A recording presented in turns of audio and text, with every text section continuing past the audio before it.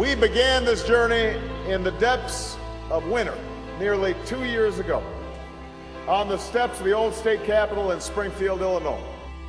I knew that the size of our challenges had outgrown the smallness of our politics.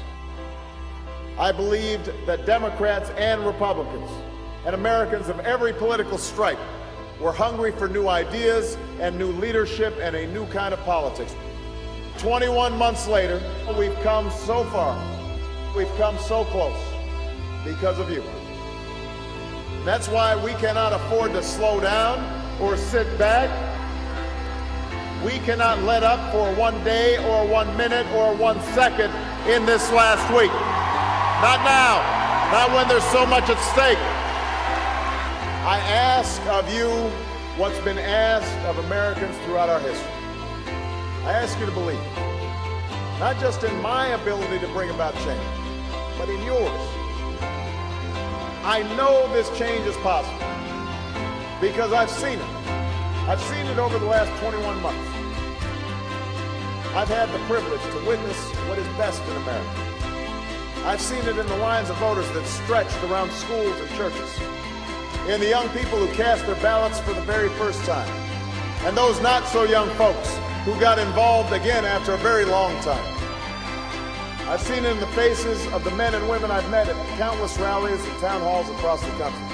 Men and women who speak of their struggles, but also of their hopes, of their dreams.